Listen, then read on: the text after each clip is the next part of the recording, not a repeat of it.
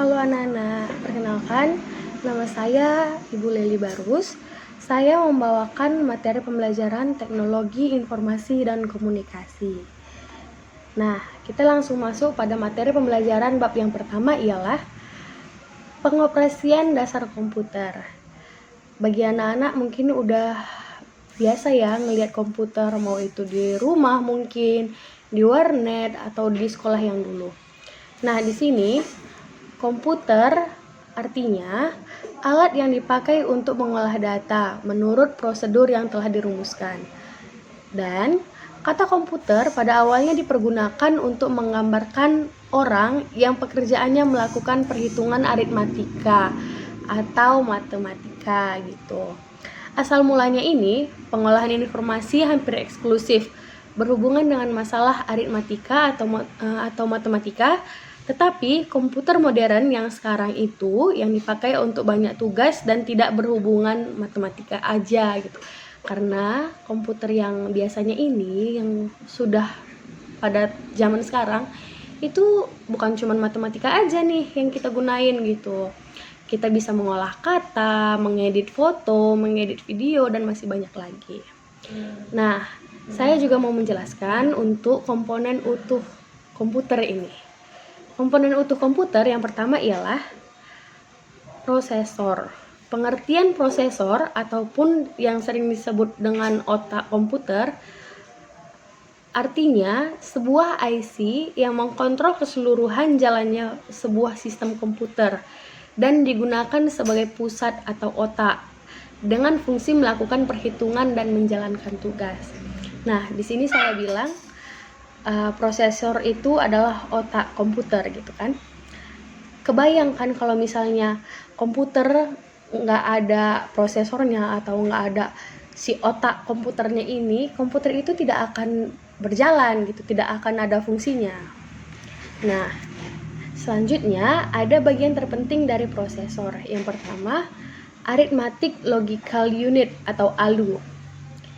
ALU ini fungsinya melakukan semua perhitungan aritmatika atau matematika yang terjadi sesuai dengan instruksi program. Nah, misalnya kita menggunakan perhitungan atau kita gunakan komputer lah biasanya kan. Ada matematika yang ada kalkulator yang di komputer. Kita gunain itu 1 tambah 1, 2 kali 1, 2 kali 4 gitu kan.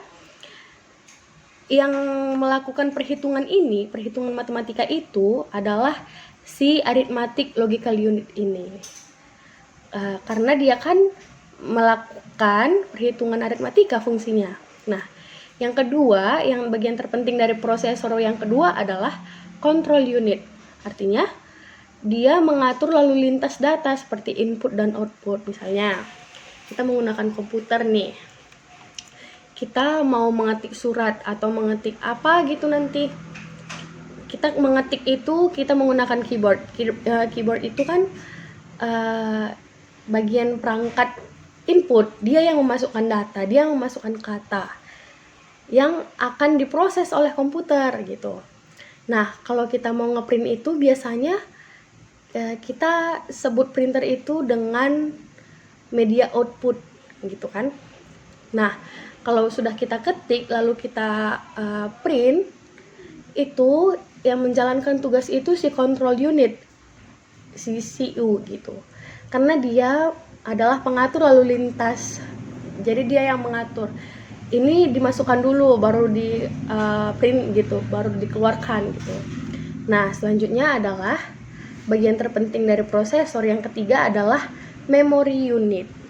Memory unit fungsinya menyimpan kecil yang mempunyai akses kecepatan cukup tinggi. Jadi dia ini adalah fungsinya seperti memori. Nah, yang selanjutnya ada fungsi prosesor.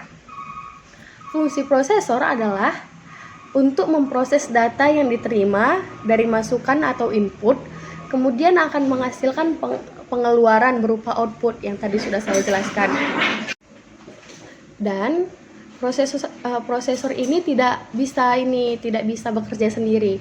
Karena kalau dia juga sendiri, apa yang mau diproses gitu. Namanya juga udah prosesor. Jadi dia ini satu paket lengkap lah ibaratnya ini untuk komputer gitu. Harus ada prosesor, harus ada input atau biasanya yang kayak kita sebut itu keyboard, itu adalah salah satu contoh bentuk input. Dan selanjutnya harus ada outputnya, misalnya monitor atau speaker atau printer juga, itu adalah contoh-contoh output. Dan yang kedua adalah memori. Pengertian memori adalah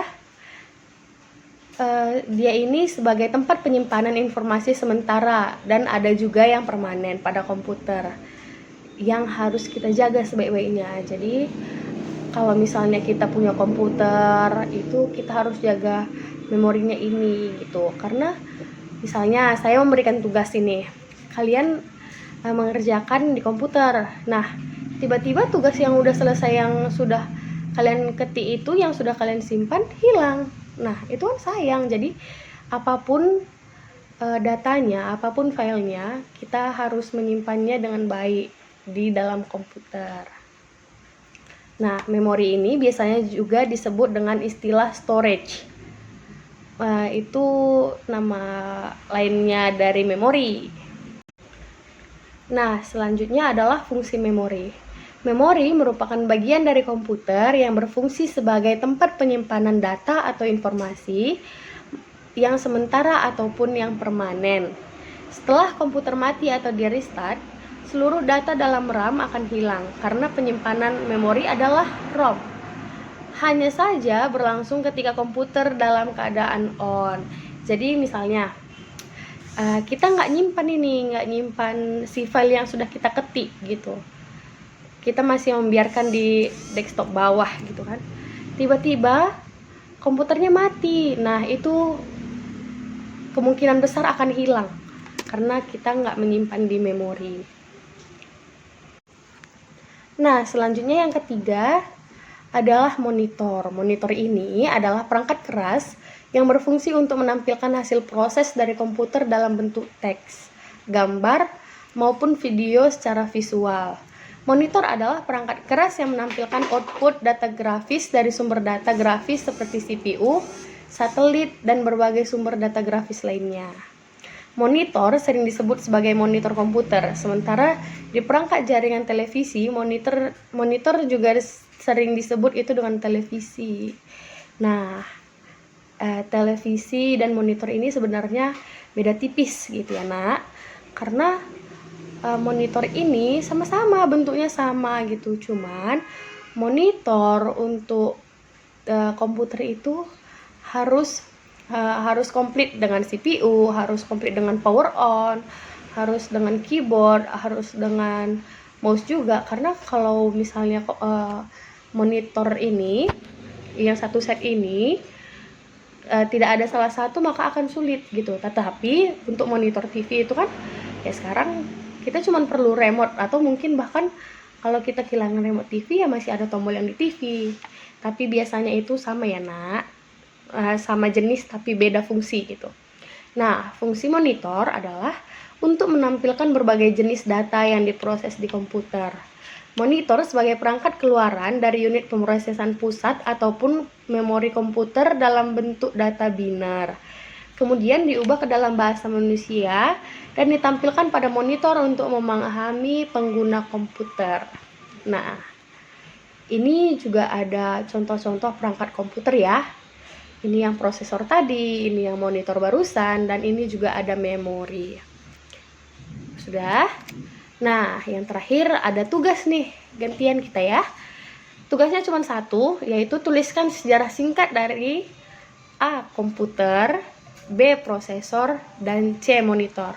Kalian tinggal menjelaskan secara singkat ya nak, apa sejarah singkatnya komputer ini. Diciptakan tahun berapa, penemunya siapa gitu. Nah, kalian kerjakan, saya tunggu tugasnya dikumpul. Terima kasih.